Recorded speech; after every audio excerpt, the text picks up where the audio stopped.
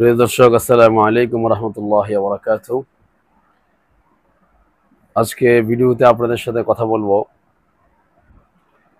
ইসলামী আন্দোলন বাংলাদেশের অনুষ্ঠিত হয়ে যাওয়া গত 28শে জুনের ঢাকার ঐতিহাসিক সোহরাওয়ার্দী উদ্যানে মহাসমাবেশ নিয়ে।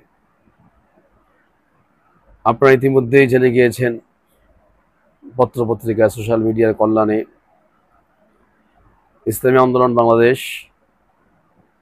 ঐতিহাসিক এক মহাসমাবেশ করেছে। যে সমাবেশটি ইতিমধ্যেই একটি ইতিহাস সৃষ্টি করে ফেলেছে এবং যে মহাসমাবেশটির অতীতে কেউ দেখেনি, ওই বিষয়গুলো এই মহাসমাবেশে সকলে অবলোকন করেছে। বাংলাদেশের সর্ববৃহৎ ইসলামী দল ইসলামী আন্দোলন বাংলাদেশ, জামাত ইসলামী সহ অন্য অন্য ইসলামী সংগঠন এবং অন্য অন্য রাজনৈতিক দল সকলেই, মোটামুটি বিএনপি ছাড়া সকলেই সেই সমাবেশে অংশগ্রহণ করেছিল।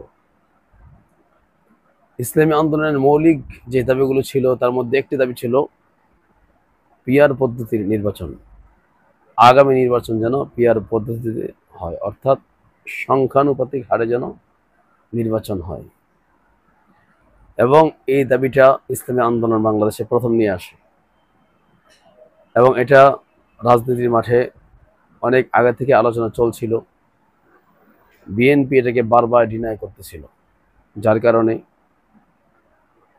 আলোচনাটা সেভাবে জাতির সামনে আসেনি বা কোনো কার্যকর ভূমিকায় যেতে পারছিল না।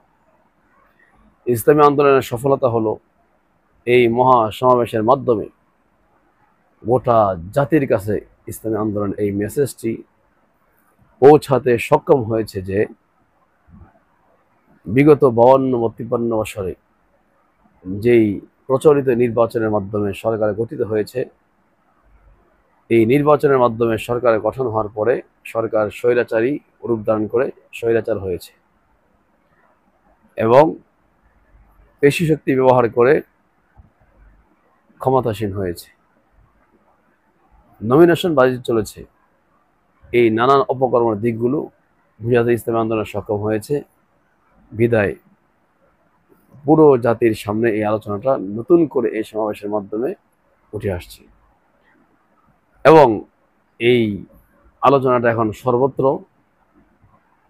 বাংলাদেশের টপ লেভেলের সব থেকে বেশি আলোচিত বিষয় বর্তমানে পিআর সিস্টেমের নির্বাচন। আর এটি ইসলামী আন্দোলন বাংলাদেশের মহাসমাবেশের মাধ্যমে এটা আলোচনা এসেছে। সেই দিক থেকে আমি মনে করি ইসলামী আন্দোলন বাংলাদেশের এই মহাসমাবেশটি সফল হয়েছে, সার্থক হয়েছে, আলহামদুলিল্লাহ। প্রিয় দর্শক, মজার বিষয় হলো এই পিআর পদ্ধতির নির্বাচনের ব্যাপারে ওইখানে যারা ছিল সকলে ঐক্যমত পোষণ করেছে, দ্বিমত কেউ করেনি। এবং এটার মাধ্যমে বিএনপি যে পিআর সিস্টেম চাচ্ছে না, তার এন্টি সমস্ত রাজনৈতিক দলগুলো দাঁড়িয়ে গেল। অর্থাৎ বাংলাদেশের বিএনপি ছাড়া আর দুই একটা রাজনৈতিক দল ছাড়া বাকি সব রাজনৈতিক দল যারা ইসলামিক অন ইসলামিক সকলে পিআর সিস্টেমে নির্বাচন চাচ্ছে। অতএব এটা এখন আলোচনা হওয়ার কারণে এর যৌক্তিকতাও বিভিন্ন সাংবাদিক, কলামিস্ট, বুদ্ধিজীবী, বিশেষ ব্যক্তিজন, গুণীজন তারা তুলে ধরতেছেন। আর এটা উপকারিতা, ক্ষতির দিক অথবা অন্য অন্য দিক তুলে ধরার কারণে মানুষের কাছে পিআর সিস্টেমের নির্বাচনটাই গ্রহণযোগ্যতা পাচ্ছে, মানুষ এটাকে গ্রহণ করছে। অতএব এটার পক্ষে এখন গণদাবি আস্তে আস্তে প্রতিষ্ঠিত হচ্ছে, আগামী নির্বাচন পিআর পদ্ধতিতে করতে হবে, এই সিস্টেমে নির্বাচন করতে হবে। সেই ক্ষেত্রে আমি মনে করি ইসলামী আন্দোলনের বাংলাদেশ এর এই মহাসমাবেশ ইনশাল্লাহ সফল এবং সার্থক হয়েছে। আমরা চাই আগামী নির্বাচন পিআর পদ্ধতিতে হবে এবং ইসলামী আন্দোলন যেই একটি জানান দিয়েছেন যে এদেশের ইসলামী শক্তি হবে এদেশের রাজনৈতিক প্রধান শক্তি। যদি ঐক্যবদ্ধ ইসলামী শক্তিগুলো এক প্ল্যাটফর্মে আসতে পারে, রাজনীতি করতে পারে, তাহলে ইনশাআল্লাহুল আজিজ আগামীর বাংলাদেশে ইসলামী হবে এদেশের প্রধান শক্তি, কোনো সন্দেহ নেই। এবং ইসলামী ইনশাআল্লাহ ক্ষমতায় যাবে, এটা আমাদের নায়েবে আমির শায়েখে চরমনাই বলেছেন। প্রিয় দর্শক, সেজন্য আলহামদুলিল্লাহ ইসলামী আন্দোলন বাংলাদেশ যেই ইতিহাস সৃষ্টিকারী এক মহাসমাবেশ করেছে, এই সমাবেশ সার্থক হয়েছে, সফল হয়েছে। ইনশাআল্লাহ আল্লাহ তাআলা যেন আগামী দিনে ইসলামকে ক্ষমতায় নেওয়ার মাধ্যমে, এদেশে কোরআন প্রতিষ্ঠিত করার মাধ্যমে এর চূড়ান্ত সফলতা আল্লাহ তাআলা দান করে, সেই কামনা করি।